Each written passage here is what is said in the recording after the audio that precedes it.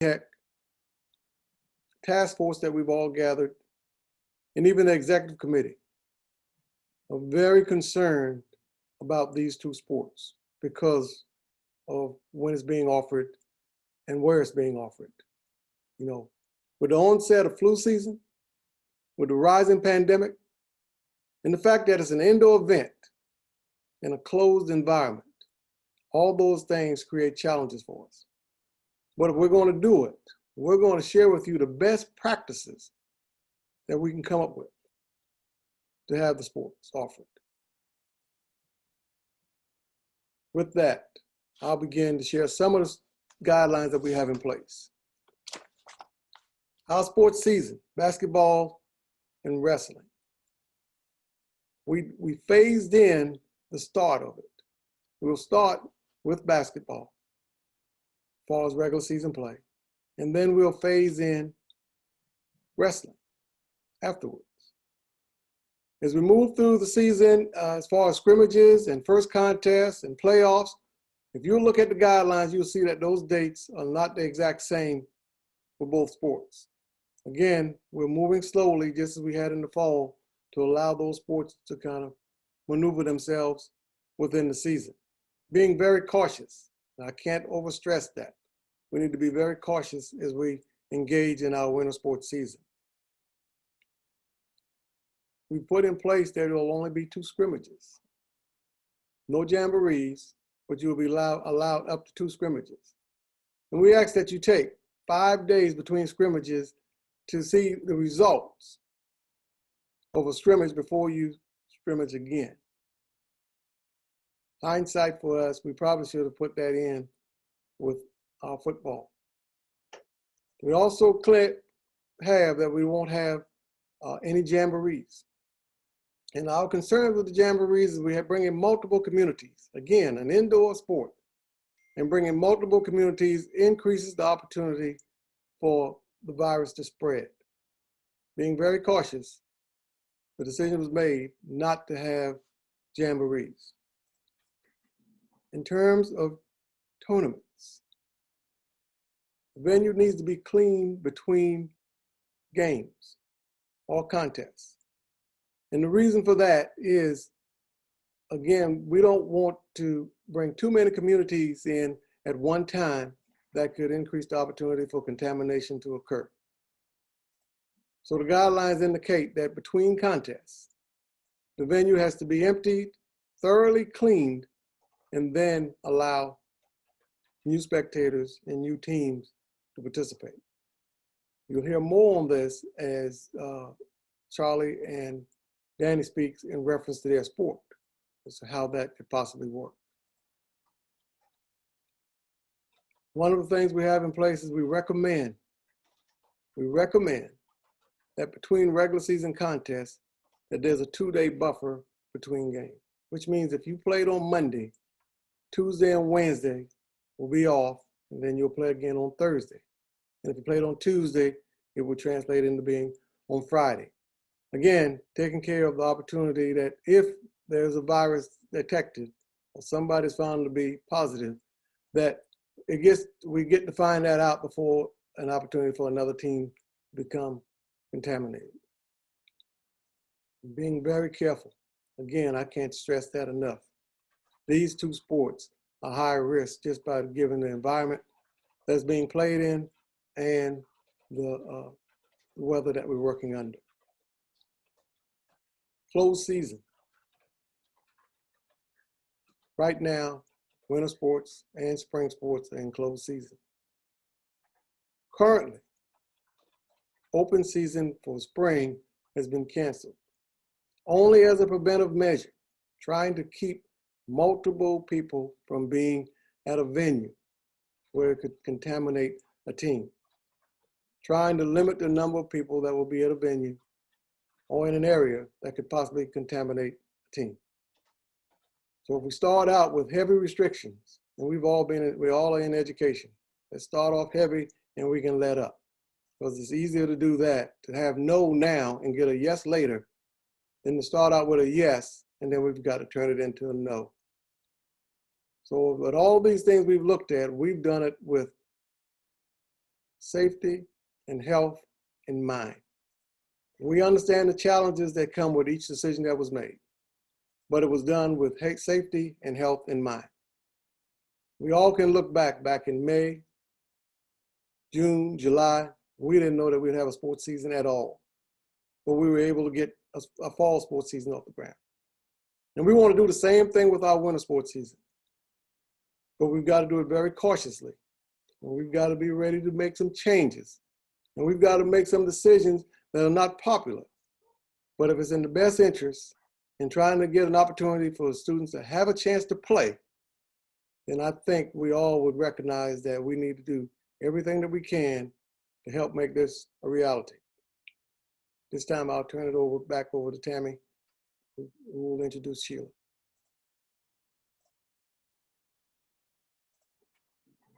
You're muted. There we go. Sorry about that.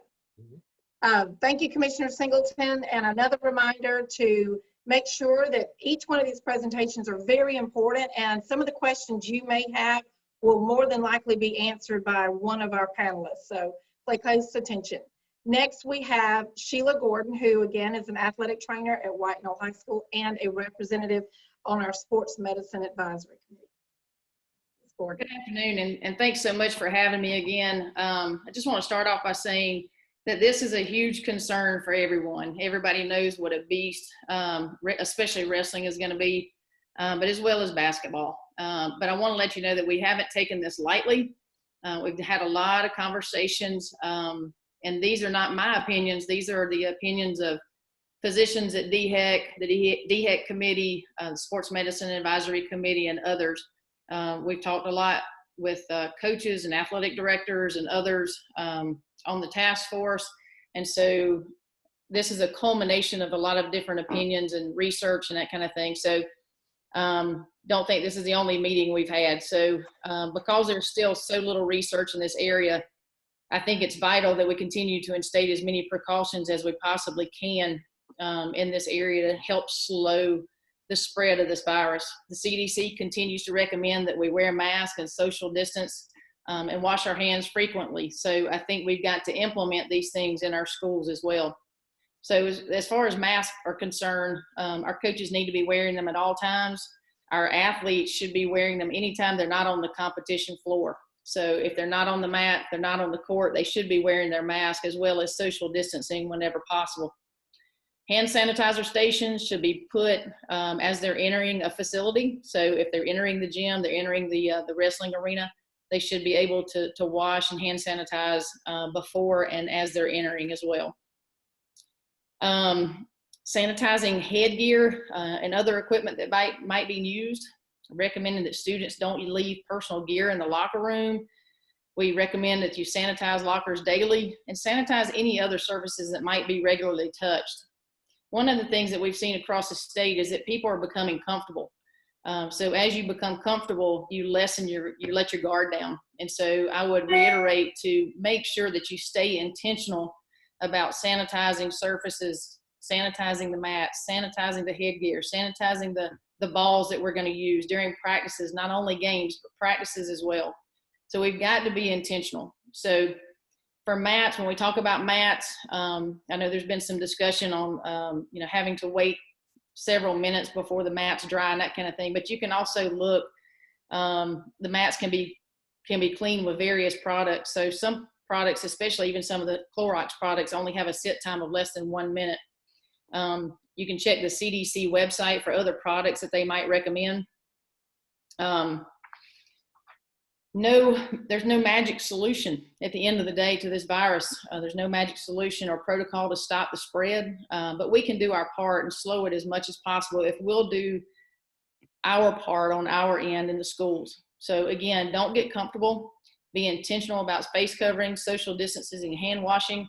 Encourage these practices even outside of our school as well. So the goal is to actually have a postseason. We need to give ourselves a chance. And so if we become intentional and we stay intentional and we don't let our guard down and we don't become comfortable and make sure that our kids wear masks at all times, we social distance as much as possible. And the big piece is that we can do on our own is the sanitation piece. So I think if we we stay on guard, then we actually give ourselves a chance. We're in the middle of a pandemic. I've talked to a lot of athletic trainers across the country. Some of them are having wrestling, some of them aren't. Some people in this state want to move wrestling to the spring, but there's no guarantee that we're going to be in any better position in March than we will be now. So I think at the end of the day, if we need to jump back and punt, we can do that. But we all got to make sure that we're able to change when necessary. It's not going to be a normal year. We've got to be open-minded. And again, our physicians think that if we take a gradual approach, a slow approach to having a competition season, even though it be indoors with less ventilation, that we give ourselves a chance. And then if we need to, we can make changes as necessary. Continuing to pre-screen our kids after school before they enter the competition arena, I think will be vital. So we're already doing that now, and we'll continue to do that into the winter season. But again, if we don't get comfortable and we're very intentional, then I hope that we will give ourselves a chance to have a postseason in both of these sports. Thanks, Tammy. Thank you, Ms. Gordon. And again, we can all appreciate you stressing that sentiment of getting comfortable. So that's very important. Up next, we will have a presentation from Associate Commissioner Charlie Winsky, who will discuss some of the important aspects of the basketball season that we're looking forward to. Thanks, Tammy. That's great advice. Sheila, you provided them about not being complacent and forgetting about where we've been.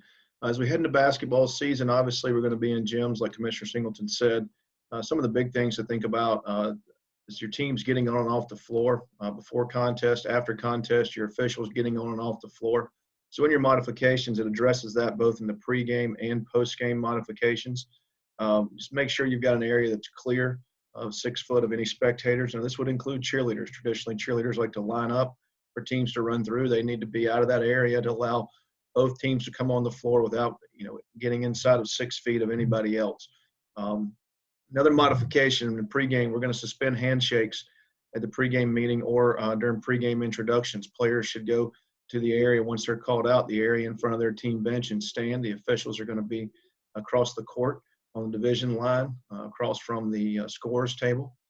Players should not come over and bump fists or shake hands with officials. Recognize they're going to be playing in close contact throughout the contest, but at the same time, we do want to reduce any intentional or additional risk of coming into contact with someone during or before the contest. The seats behind the scorers table, make sure behind both team benches and the scorers table, you've got 6 foot separation from any spectators, from the bench areas on the home or the visitor, or from the table personnel. Now, as we get to the table personnel, it's going to look a little bit different. Traditionally, you have a scoreboard operator, 2 books, a home book and a visiting book, and possibly an announcer in some places. You're going to be able to have the announcer and the clock operator and the home book. This visiting book does not need to be at the scorers table. We want to limit that personnel. So visiting coaches, if the home team does not designate an area, which you're encouraged to do as a host school, to designate another area for that visiting book to sit somewhere near the scorers table so they can keep up with player fouls and information coming from the officials. Then the visiting team needs to make accommodations to allow that person to be on their bench area as close to the table as possible to keep up with the book. Scorers table should be cleaned and sanitized throughout the contest.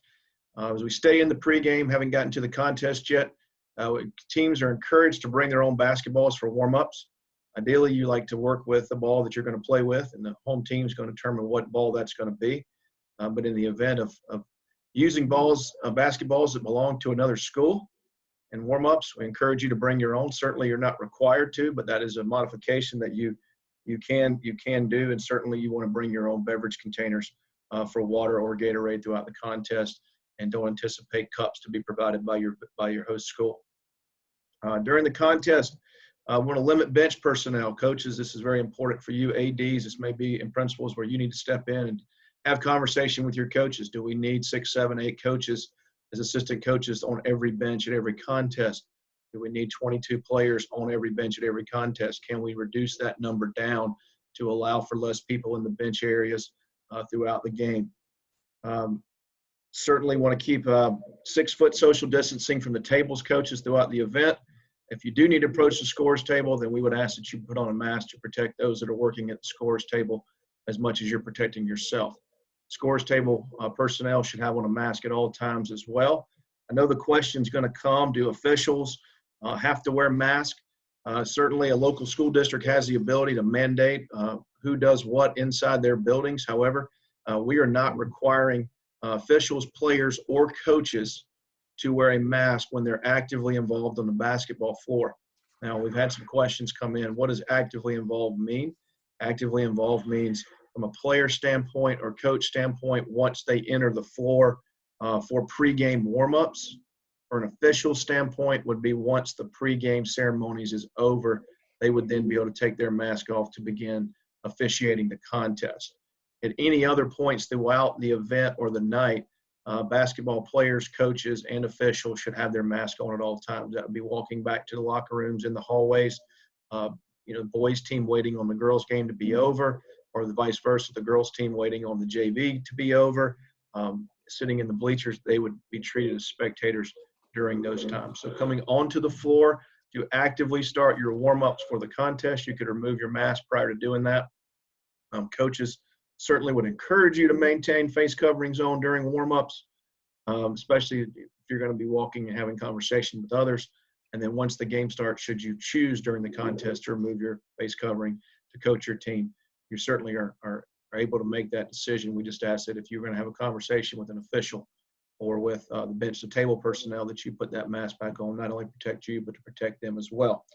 Finally, on schedules, we've asked that you, or requested that you look at the week after Christmas Day to leave that week as idle in terms of competition and just make that an internal week for practice and scrimmaging for yourself.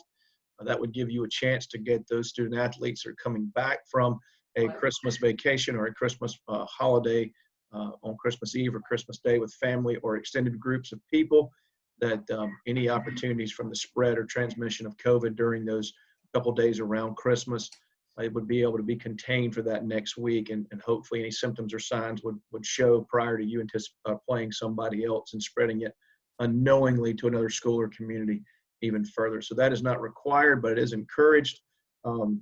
Additionally, we've asked that you look at considering playing the same teams inside the same week. So you would play school A on Tuesday, and then again on Friday play the same school again, to keep that week in between two communities and two schools as much as possible.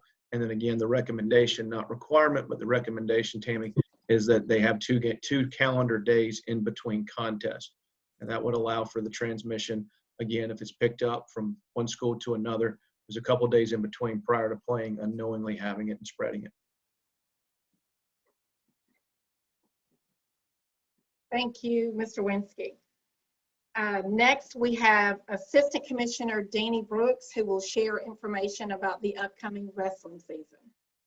The first modification for the upcoming wrestling season will be the start date. Wrestling will start November 9th with a 1.5 start. And what that means is we will not start with one-on-one contact in that first week. That first week is skills and drills. So November 9th, when we first start out, it's not opponent versus opponent, but you get to get in the room there and get some skills and drills going on the mat. On a non-COVID year, sanitizing becomes important in the sport of wrestling. So we have to ramp that up a few knots during a COVID year. So we get that first week in there and we make some adjustments there and making sure that we're sanitizing on a regular basis. November 12th, we go to our first regular, what you would probably call regular practice in wrestling. November 30th, you will, November 16th, you go to that first day of practice. November 30th will be the first time you can scrimmage. December 1st is the first time you can have a contest in wrestling. So again, the modifications start with the start date and scheduling. And I want to repeat those dates because it's important. November the 9th is the first day that you can have practice. That is a skills and drills week. November 16th will be the first week of regular practice. November 30th is the first time you can scrimmage. December the 14th will be the first contest. And moving right into our modifications, many of the pre-match modifications are similar to basketball because they're inside. If you're doing those introductions, you will not run out and shake hands with the opponents that may have potentially three athletes in the same weight class. You'll simply go to the edge of the mat, get recognized at that time. During weigh-ins, we are suggesting that you weigh in the team, one team at a time, utilizing the social distancing and 6 feet apart as you conduct those weigh-ins. It's important that you do your screening at that time, asking that series of questions, making sure that we're checking temps, etc. In match modifications, we must disinfect between each individual mat. That means doing a dual mat, we are suggesting, not required, but suggesting that you have multiple mats available doing the dual match so that you could possibly bounce from mat A to mat B. Again, it's not a requirement. Sheila spoke earlier about there are some disinfectors out there that will allow you to clean in between the match in a timely manner. But the mats must be disinfected in between each individual bout. There's sanitation stations available. The wrestlers should be using some hand sanitizer both before and after matches, making sure that we keeping the athletes as safe as possible. The scores table will look a little different than they have in previous years. There'll be a reduction there. Just as you heard in basketball, it will be the clock operator and a home book. That home book will serve as the official book for the matches, as they have always. That second book will not be at the table. The check-in process, you will get within 6 feet of the table and check in by stating your name to the home book person. And that's the way you'll check in. If it's a forfeit, you'll go to that 6 foot area, check in, and the official will deem the forfeit and raise the band of the winning wrestler at that time. You won't have to go out to the center of the mat. The team benches, we are asking that you put those chairs 6 feet apart to make sure that we're practicing social distances. Some of the other considerations is when you're not actively in some of the other modifications, when you're not actively on the mat, you should have face coverings at all times. And that's some of the most important modifications going into this year's wrestling season.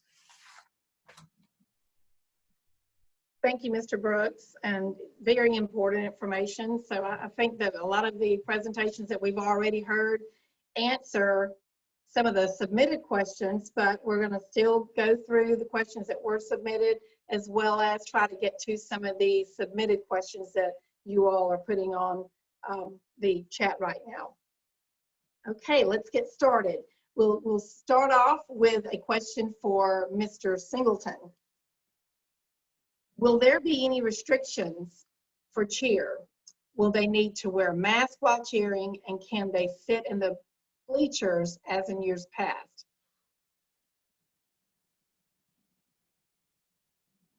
Oh, it will be different than it has been in the past. It will be our expectation that you create a separate area for the cheerleaders. And actually, we would hope that while they're cheering, that they're far enough away with social distancing so that it wouldn't spread to any of the spectators that are around. So they're still allowed to sit in the bleachers as long as you've created a separate area that they could have for themselves. I would suggest that you entertain moving them to a different area. But if they are in the bleachers, you want to have a marked off area that promotes the social distancing. And while they're cheering, they don't have to have masks on while cheering. But the expectation would be that while they're not cheering and they're in the bleachers, that they should have masks on. thank you. Ms. Gordon, is it mandatory that that we screen all winter athletes, or would that be a local decision?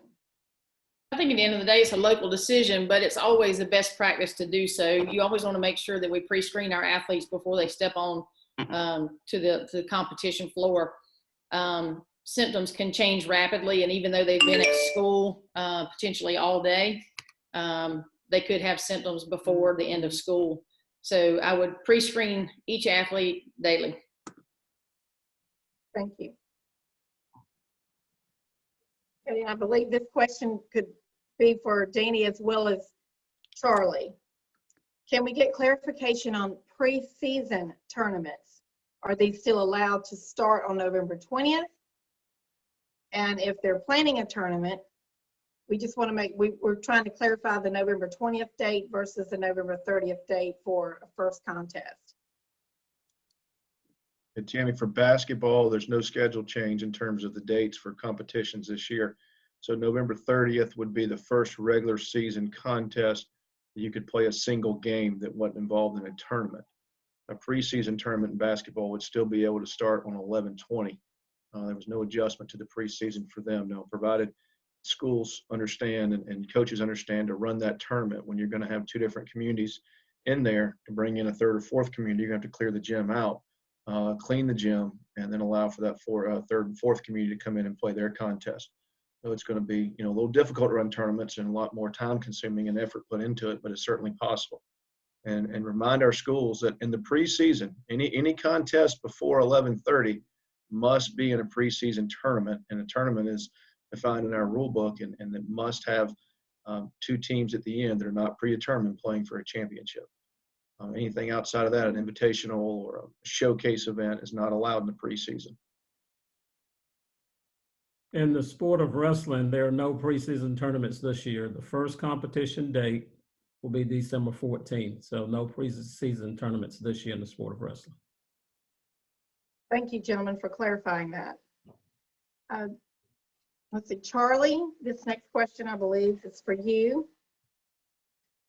And this is, I will say, this is probably the most popular question that we had submitted several times. So, and I believe you've already touched on it, but we're going to hit it again. Does the suggested 2 days between basketball games mean 2 whole days? Well, that seems to be a popular question anytime in our handbook where it says 2 days. It's anytime we address a number of days, we're addressing it in terms of a calendar day, not a 24-hour period. If it was an hour period, it would say in there 24 hours, 48 hours, 72. 2 days in between means 2 days in between. I play on a Monday. I don't play Tuesday. I don't play Wednesday. I play Thursday.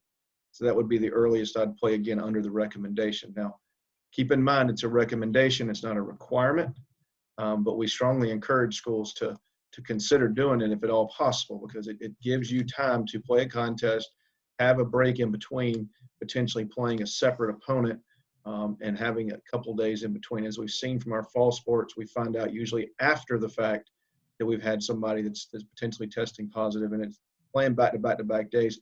You're really running the risk of unknowingly spreading the virus to somebody else before it's too late to catch it. Thank you. That was a great clarification. Deanie, in wrestling, is it suggested not to wrestle in a tri or quad matches or tournaments? The guidelines seem to reference duels in wrestling, only duels. You're not limited to duels. You can have tri or quad matches or tournaments. There are specific guidelines and modifications for all of the above. If it is an individual tournament, we are suggesting that there are no fans. That way you can social distance the teams within that tournament throughout the gymnasium and not have any other communities in there or any others there.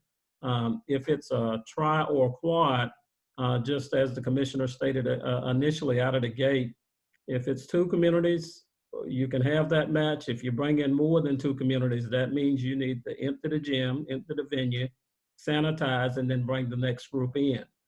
You can be creative. And what I mean by being creative, if you've got 2 communities in there and you got a smaller team that you would like to host, maybe not a full team, that team can come there.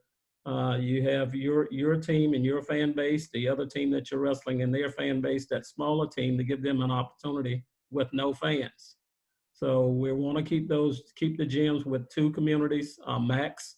If there's more than 2 communities, that means we need to empty the facility and thoroughly clean. Thank you.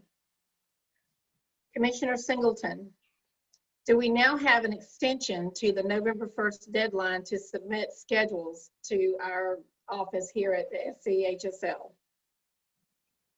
Yes. In the past, I think it was you had to have it in by the first part of November, November 1 in particular. But because of schedule changes and all the challenges that have come, we've extended that to be November 13th. So there is a delayed or extension so that you can get those scheduled in. Great, thank you.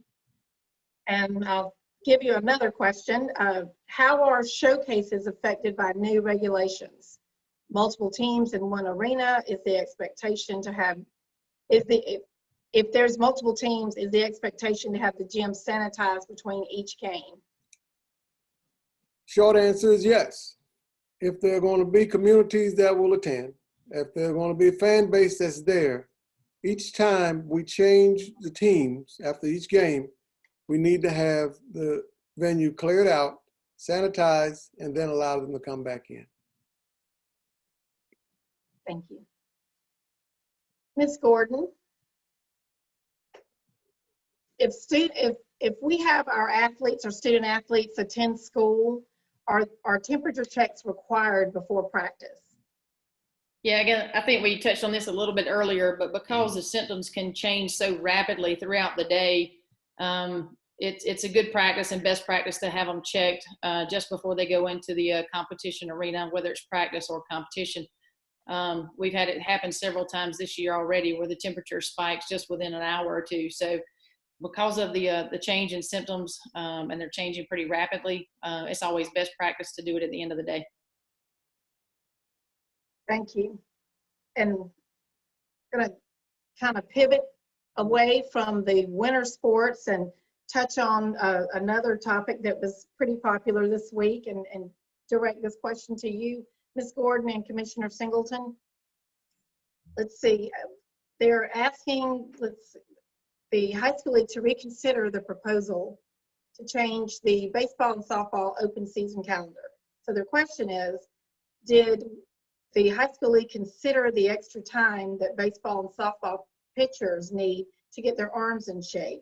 And what part did, I guess, Ms. Gordon and as also the sports medicine advisory, did you have any input on that decision? We have talked about that extensively with some of the physicians around the area, and with their knowledge, usually with baseball and softball, it takes about 4 weeks to get your arm in shape.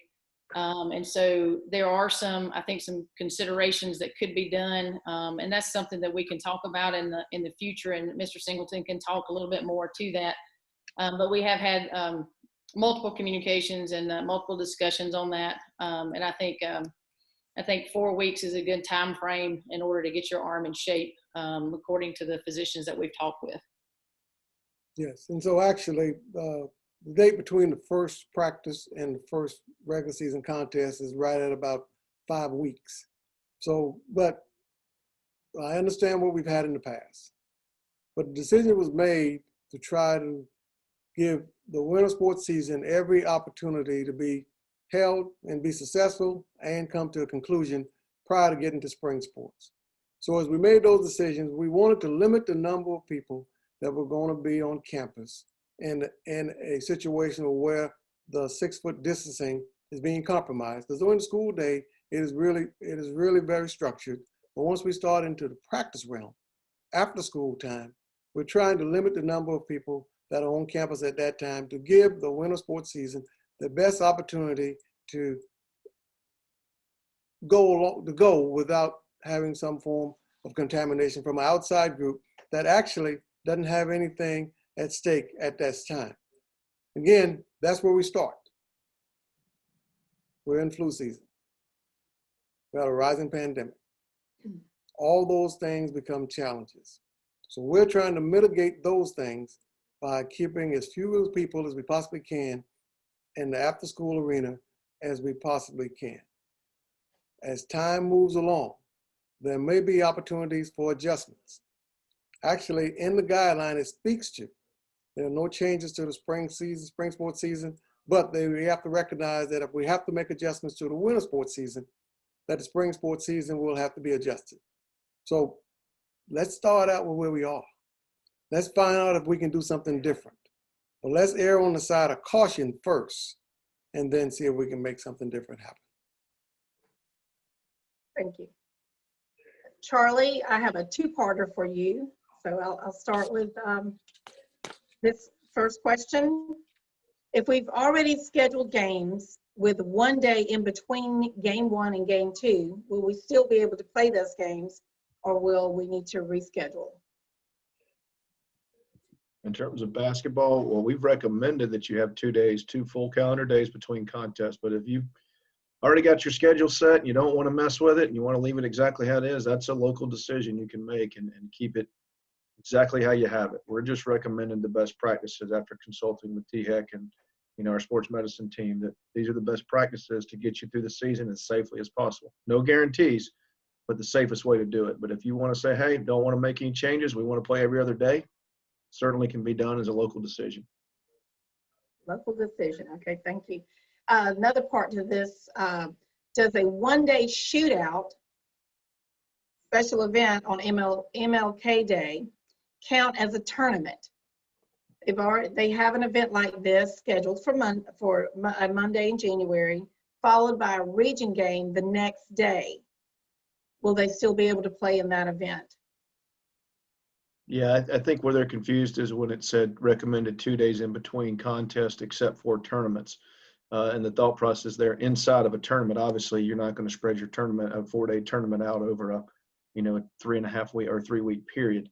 So we recognize you want to condense it down, but an MLK shootout, as long as we're playing games and we're not getting together and playing something else going on, yes, they can play in that MLK shootout in January and then turn around and play a regular season game the next day. Just understand that their opponents may have a little bit of nervousness about playing the next day after they've been involved in an event that had so many people involved in it, and potentially the risk of exposing it. I think at the end of the day, schools need to really realize what's the most important thing in terms of if they want to qualify for the playoffs, and that's completing region play.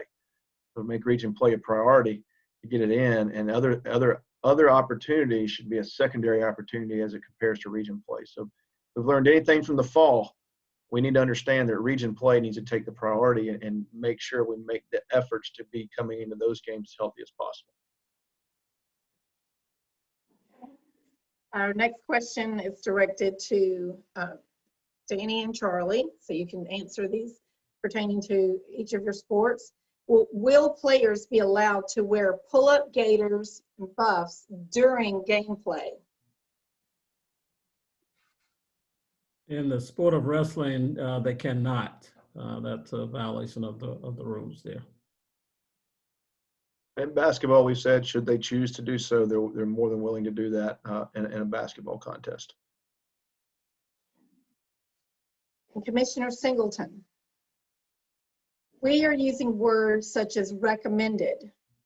Will the league change that from recommended to required for spring sports open season? Well, actually, once the executive committee approved the spring sports open season recommendation, it is required. There are no open season for spring sport at this time. Say another basketball question for you, Mr. Winsky. Let's see, if a basketball team doesn't make the playoffs and they haven't filled a 26-game schedule, will they have the latitude to play an additional game or two? The answer to that's no. No, the only sport that we've extended opportunity to is football. Football is the only sport thus far that we have reduced any regular season contest from, and we reduced it by 30%. No other sport have we taken away the opportunity to play the max number of contests that schools have been allowed in years past. Now, certainly through scheduling or trying to spread out your schedule, you may not get to the full 26 in basketball. However, opportunities there should you choose to be creative and find a way to do it and utilize tournaments. But the answer to that's no, you can't. We took the 30% away from football, and the goal in football was to give everybody a chance to play at least 8 games, whether you made the playoffs or you didn't make the playoffs, to give them all a chance to play 8 games, which still is reducing their regular season by 20%. And can you expound upon the coaches and players, basketball coaches and players, when are they required to wear a mask? Correct. Again, we went over that in recommendations, and it talks in there about being actively involved on the floor or actively in play on the floor. Coaches and players coming out onto the floor for pregame warm-ups, that's when they'd be active. So once they come out for own pregame warm-ups, they would be not required to wear a mask at that time. Of course, players throughout the contest sitting on the bench are not required to wear it. Coaches are not required to have it on the bench, but we do ask coaches to remember if they need to approach the table or to ask an official and get inside of 6 foot to ask a question or even talk with an official, even if it's at 6 feet, to pull a mask up or put a mask on to have that conversation. And Commissioner Singleton, with so much change, and I guess everyone's having to pivot since school started, well, since March, can you tell us why the information that we've released this week was not released 2 to 3 weeks ago versus the amount of time we did release it? Sure, because it's such a fluid situation. Information is changing every day. What is good today may become obsolete tomorrow. Things that we thought were working no longer works. Things that we thought that couldn't work, opportunities present itself that we do have it available to work. If we were to take a document and try to send it out weeks ahead of time, I would venture to say at least 25 to 30% of that information, if not more, would possibly be changed by the time we want to put it into practice. This is uncharted time. This is uncharted territory. This is times that we don't know the answers. So as we discover them, we want to put it together. So we want, with the understanding of the impact that it has on what schools need to know in order to prepare, we want to give you the most latest information that's available. And we believe if we send out multiple documents, there could be confusions on them, especially if some of the new information changes from what the previous information was. So the closer we get to the time that we can exercise it or put it into place, we found that to be the best time to get that information shared to you. So short answer, the information that we get is always changing. When we started the document first, we've had to make multiple changes to it before we were able to get it out. That would be the reason we would be holding off on. Thank you for that clarification. Let's see, and we have a question come in, and I'm assuming I will take that this is for wrestling as well as basketball. So Danny and Charlie, why should we play the same team during the week, but it's allowable to play 3 different teams on consecutive days in a tournament or showcase event? Well, a couple things. Playing the same team inside the same week, Tammy, is really referring to your region play. And again, like I spoke about earlier, the priority here has got to be getting your region contest in so that you have an opportunity to qualify for the playoffs. That's the most important piece. Playing in a tournament, obviously you're not going to participate in a tournament and play against the same opponent 4 times. So we're trying to give schools some flexibility, and in the flexibility we're giving schools to still be able to host some tournaments and still try to keep basketball as normal as possible. We recognize there's a lot of challenges in that in terms of clearing the gym and having different communities come in and whatnot, but we're trying to give them flexibility to create schedules that look as similar as it can and providing recommendations inside of there. If you really read into it and say, hey, we should play the same community twice in the same week, then the thought process would be we probably should not participate in tournaments. When you look at the recommendation to play a game once every 4 days, essentially with 2 days in between, thought process would be it's recommended that you not participate in tournaments where you play back-to-back days. So, but we want to give schools that flexibility. So the opportunity is there should they choose to, but they have to understand when they play in those tournaments and play a different opponent, maybe twice in one day or every day for 4 days, they're increasing their risk of spreading this virus, especially amongst the athletes on the floor or communities coming in. Thank you. Danny, did you have a response to that as well? That question was probably posed for basketball. Okay. Let's see. Okay, well, Charlie, we have another question. With playoffs being reduced, is it possible to begin playoff play February 19th? No, we're still shooting for the same start date in February. I think it's February 15th, that Monday. And again, here, Playoffs may end up being February 19th, Tammy, because we don't know how the season's going to go. We don't know if we're going to get a week-long winter storm in the upstate. We certainly haven't had one in a number of years. So, the calendar would say we're probably due for one somewhere at some point in time. That's going to delay the basketball season. Additionally, we don't know how the impact COVID is going to have once we enter into this cold and flu season that Commissioner Singleton mentioned earlier. So it could be a situation where we've got 75, 90% of our schools who still have 3 or 4 weeks to contest to even get to the playoffs. That's part of the reason why that round was reduced, to give us some flexibility on the back end should we need it. Now we got to make plans. We don't want to get there and say, oh, by the way, we're going to reduce your playoffs from 5 rounds to 4, and it's going to start next week, because that's something people would say we would like to know that early. So we make that decision on the front end to reduce it. We start it at the same time. It gives us flexibility if there is winter weather in the playoffs. And plus, we truthfully don't know how the basketball finals are going to look and how many days we're going to need to get the semis and the finals in, because we're still working through locating venues and making all the logistics of that work at this time. So we're trying to still wrap our arms around the very end and how it's going to look and allow for enough time to get it all done. Charlie, what are other regions in the state doing pertaining to region basketball schedules? I couldn't answer that for everybody. People have called and asked different questions about, should we start region play first? Should we leave weeks at the end? Our recommendation to people that call and ask are, conscious should say we ought to look at the end of the season as providing some buffer time with some non-region games to allow that flexibility. Again, if we draw from our experience and we draw from where we are at the fall, one of the things we asked in the fall was region play first. A lot is we didn't know how the fall was going to go. We want to get region play done. Looking back, it was a great decision because it allowed for flexibility to move those region games and vacate some non-region contests at the end. So using the thought process that we might lose a week or two of basketball due to a COVID situation, we ought to leave some room at the end of our regular season with some non-conference games and get some other schools in our area and regions in our area together and say, look, let's block a week at the end or 2 weeks at the end for some non-region contests and allow us flexibility to slide region games into at the end instead of having 8 region games over 2 weeks at the end. Thank you. And Commissioner Singleton, let's see. No one wants to play region games in December. This would be a win-win for everyone in this high school league. Would the high school league consider it?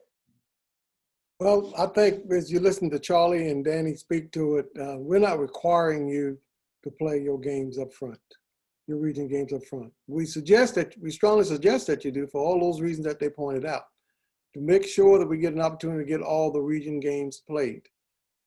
You got to make a conscious decision yourself as to whether you feel you can get that done. And that would be more of a region decision, determine what that schedule needs to look like.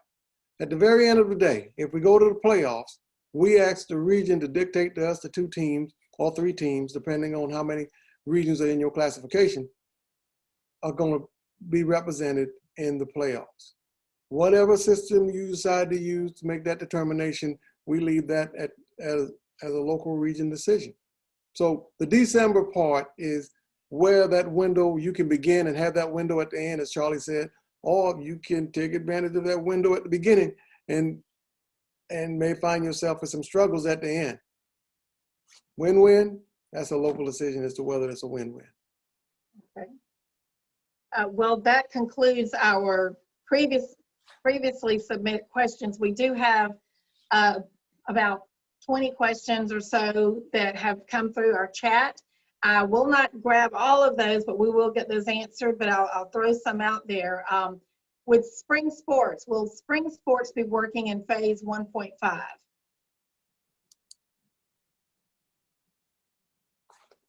Commissioner Singleton. Right now, spring sport is scheduled to start as a regular starting. Just go to, if we have to give it a term, it would be a 2.0, just your regular start point right now. But as we discover new things through the year, as we progress, we may find that we need to slow things down and back up. And it may not be applicable the same way to all sports. Some sports may be able to practice more interchangeably than others. Some may have to need a little bit more, as Mr. Brooks stated, skill development. So, but right now, the plan is to begin spring sports with no restrictions. Okay. Sheila, do medical professionals believe that a wrestler at practice testing positive could cause a quarantine for the entire team or for just those he or she practiced with? I think that's up to the social distancing guidelines and the contact tracing. I know at our school, we've talked about them practicing in pods and making sure that we've got plenty of room in between wrestlers so that if we do have anyone that tests positive, then we don't have to shut down the entire team. So I think you take those things into consideration as we move forward into this challenging time. Thank you. When is the last day for regular season wrestling matches?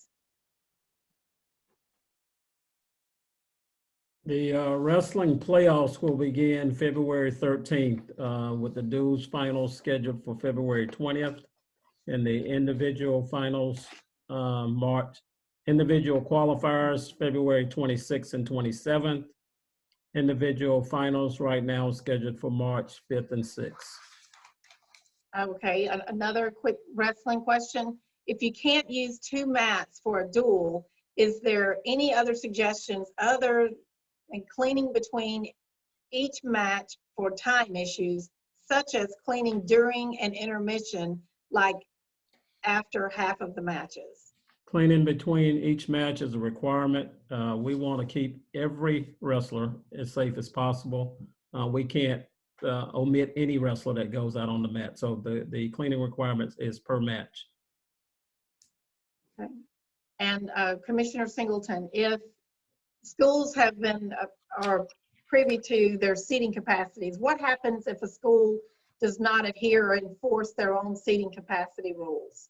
Okay, so the guidelines, if they're using the guidelines that's been approved by the Department of Commerce, all the guidelines that have been stated by the governor's office, if those are not being adhered to, that's basically a local law enforcement issue that needs to address it. We hope that it starts with the district that will address those issues, but beyond that, local law enforcement has the authority of the governor to address those issues. If it's brought to our attention, we will share with the school what has been brought to our attention and hoping that they will remedy any challenges that have been there. Okay, let's see. I'm just trying to scan some of these questions to see if there's anything that that other people might have questions on. Let's see. Hey, Tammy, one question on there is it's asking, it's too long to really type the answer back in, so we're saying that pre-season or pre-Christmas tournaments are okay, post-Christmas tournaments are not. No, we're saying you can play a tournament post-Christmas. We're just recommending the week after Christmas Day that you not participate in any interscholastic competitions. Now, pre-Christmas, there may be Christmas gatherings, maybe Christmas parties, but obviously you're going to use a Christmas break. Well, the recommendation around the Christmas date for both basketball and wrestling is we understand what Christmas Day does for families, especially extended families and close-knit communities.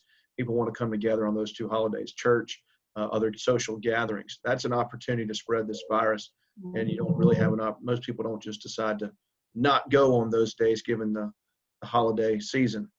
So that's why we said after that week, take 1 week, sacrifice 1 week of competition inside your season to potentially have the rest of your season.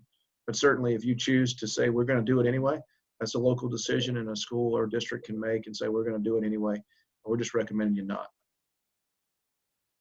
Okay, well, we are coming up on a full hour of question and answers. And before we close out, I just want to say that the remaining questions that we had, I believe Mr. Brooks, Danny, you were able to answer that. A lot of it was about the mats and wrestling and cleaning and so forth. And anything that we weren't able to answer here live, we'll be sure to make sure we get an answer back to you. Before we close out, I just wanted to remind everyone that our guidelines, as well as the seating capacity information, is available on our website at www.schsl.org. And also, throwing it out there off topic, but still, if you're a sports fan, you really need to make your way to Florence tomorrow for the Girls State Tennis Championships. Those will be held in Florence, South Carolina. Again, that information is on our website.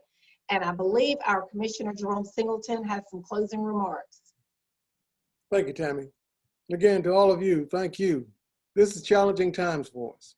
We've made it through, we're about to make it through our fall sports. And even if we don't get an opportunity at playoffs, and Lord knows I hope that we do, get a chance to complete our entire season. But we had a season. And we got to count that as a win, because when we started out, we didn't know that we could have a season. So let's not devalue the opportunity that we had to truly have a season. That's my hope and wish. That's our hope and wish for our winter sports season, that we can have a season and give these students an opportunity to participate outside of the classroom. But it's going to take a lot of effort on everybody's part. As Ms. Gordon said, we've got to be intentional. We can't relax. We got to stay on guard. Things are going to continue to change. We're going to continue to send you different information. You've been great being flexible this entire time. I ask that you don't lose that flexibility, and let's see if we can continue to make adjustments in the best interest of our student athletes. It's going to be tough. We have grave concerns, but being resilient membership that we are, I know that we can get it done. This is very much appreciated. Hopefully we gave you some information that you can use. We clarified some things. As Ms. Newman said, if there's still some questions out there, don't hesitate to get it to us.